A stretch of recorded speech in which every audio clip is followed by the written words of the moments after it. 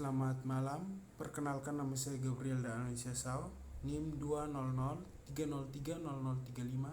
mahasiswa kelas A semester 3, program studi Sosiologi, Fakultas Ilmu Sosial dan Politik, Universitas Nusa Cendana Kupang. Kali ini, saya menyampaikan materi review buku keempat untuk mata kuliah Teori Sosiologi Modern yang berjudul Pilihan yang Rasional, Teori Advokasi dan Kritik.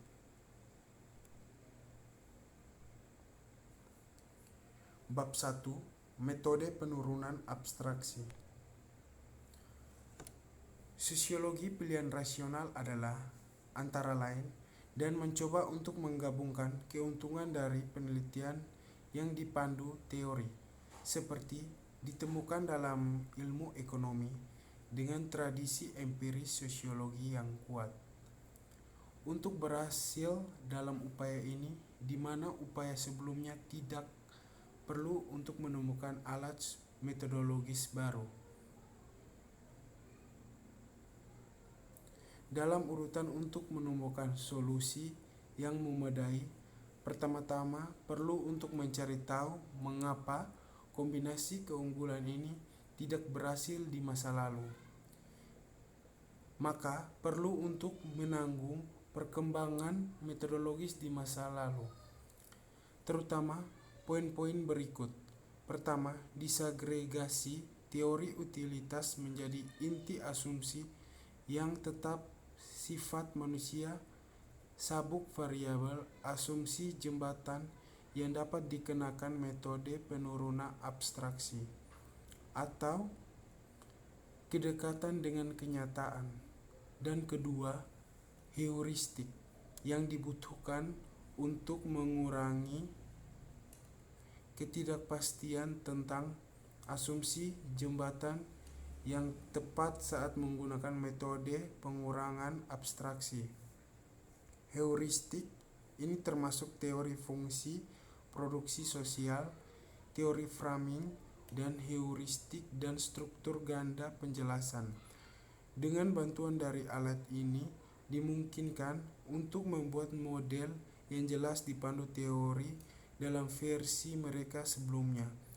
Sementara realisme, mereka dapat diadaptasi dalam versi yang lebih baru. Wawasan dari ekonomi neoklasik dan dari sosiologi tradisional kemudian menjadi penting secara keseluruhan proses pengembangan model.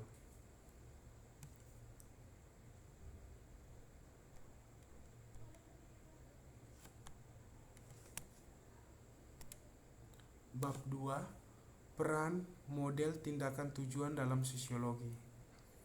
Model tindakan purposif dalam ilmu-ilmu sosial telah berevolusi jauh sejak aksiomatisasi teori utilitas yang diharapkan menyebabkan adopsi paradigma pilihan rasional di bidang ekonomi.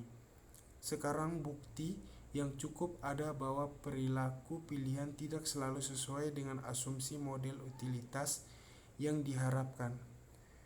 Memimpin psikolog dan bahkan beberapa ekonom untuk mengusulkan alternatif model tindakan bertujuan. Dalam situasi pengambilan keputusan yang nyata, individu seringkali harus mempertimbangkan alternatif secara berurutan dan memutuskan tentang mereka seperti yang disajikan. Dalam situasi seperti itu, individu akan memilih alternatif pertama yang memuaskan daripada memaksimalkan, dan itu hanya sebagai jumlah alternatif dirasakan secara bersamaan meningkatkan bahwa model yang memuaskan menyatu ke solusi maksimalisasi. Bahkan jika informasi diperoleh dengan mudah, bukti bahwa kendala psikologis mempengaruhi pilihan telah menyebabkan psikolog meninggalkan asumsi maksimalisasi utilitas mendukung model rasionalitas terbatas. Bab 3. Prinsip rasional pilihan dan masalah dari teori yang memuaskan. Saya tidak ragu bahwa teori masyarakat yang sepenuhnya memuaskan akan teori pilihan rasional di bawah kriteria Coleman.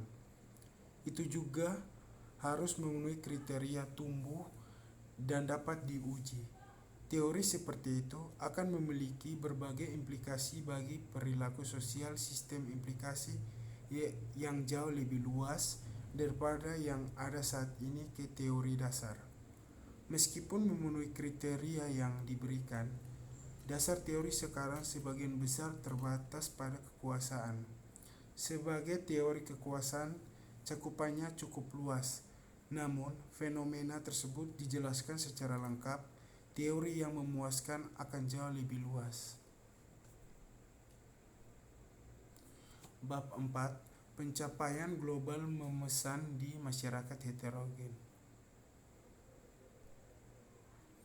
Ketertiban dalam masyarakat nasional yang heterogen ditingkatkan oleh adanya sejumlah besar kelompok yang relatif kecil yang tidak mampu menguasai kendali atas sumber daya yang mengancam posisi unik negara. Persaingan antara kelompok untuk sumber daya dan anggota cenderung menguntungkan dari sudut pandang dari produksi tatanan global.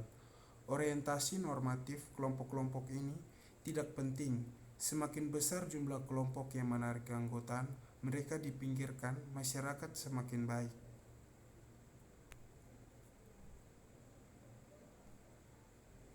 Bab 5. Rasionalitas dan emosi. Emosi secara bertahap menghilang dari sebagian besar diskusi serius tentang kondisi manusia.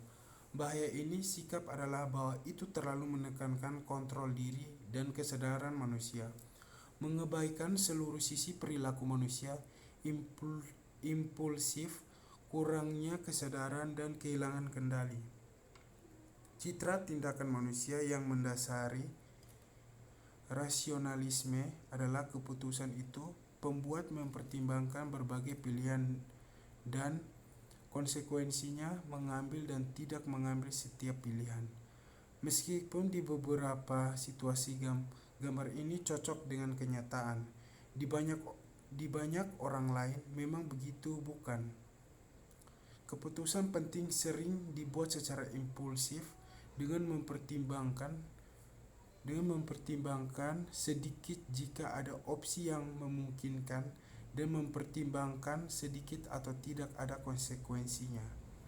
Banyak yang paling penting keputusan yang dibuat individu mungkin memiliki karakter ini, seperti memilih pasangan atau karir. Keputusan kolektif juga mungkin tidak rasional. Kepanikan pasar saham, kelaparan, dan perang seringkali dimulai dengan impulsif, tidak sadar, atau perilaku di luar kendali.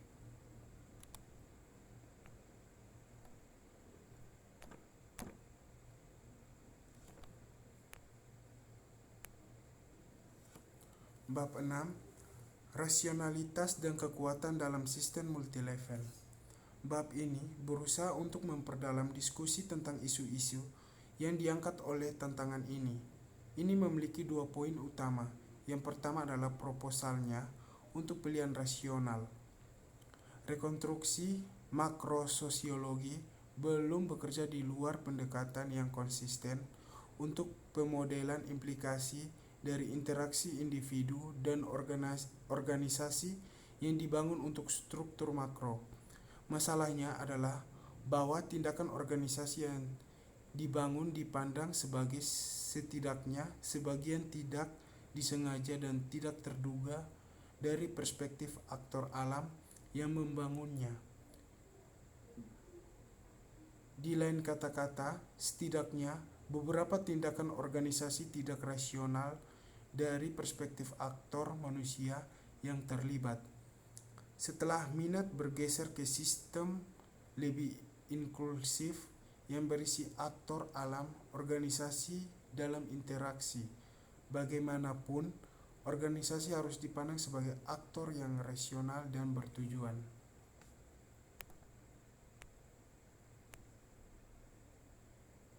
Bab 7. Teori pilihan rasional. Teori pilihan rasional adalah kemajuan yang disambut baik dalam sosiologi teori. Ini berkontribusi untuk meningkatkan kekuatan penjelasannya karena kita prihatin dengan ekonomi kehidupan sosial.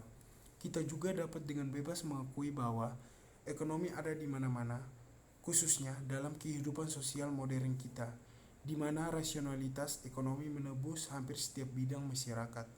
Untuk alasan ini, mudah untuk ahli teori pilihan rasional untuk mendemonstrasikan cara kerja pendekatan mereka dengan mengacu pada beragam fenomena sosial di luar bidang ekonomi dalam arti sempit.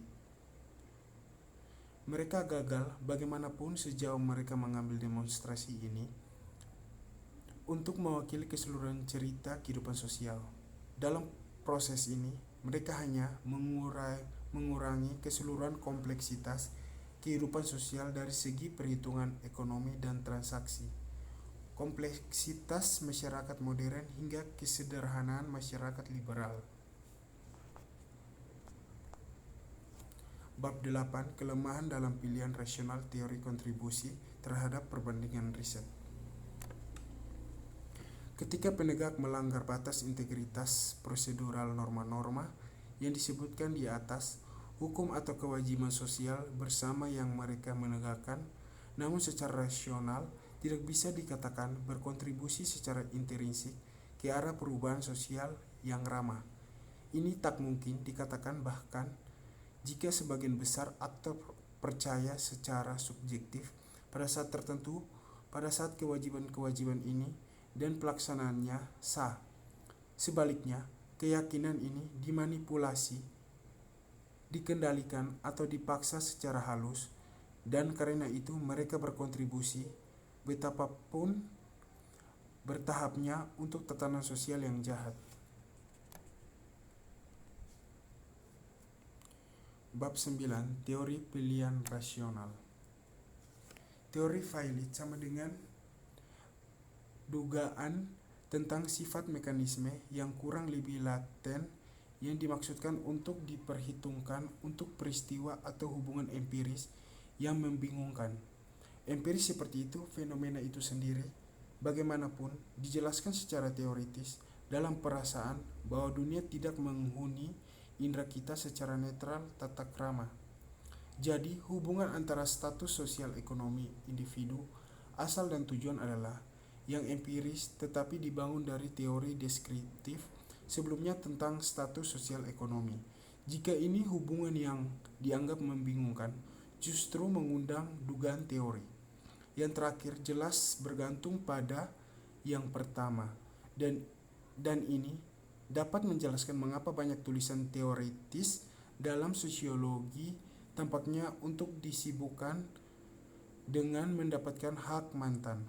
Tapi kita hanya bisa temukan ketenangan dengan teori deskriptif jika itu memberi kita fakta yang transparan dan akibatnya gagal untuk lebih membingungkan kita.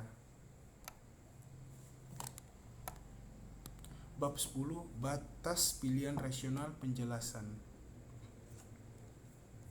Pada akhirnya, kritik terhadap Parsons dan lainnya bahwa utilitarisme tidak dapat menjelaskan aspek-aspek penting dari kehidupan sosial berlaku sama untuk teori pilihan rasional untuk semua perbaikan teoritisnya yang asli pada penjelasan yang disengaja untuk ilmu sosial.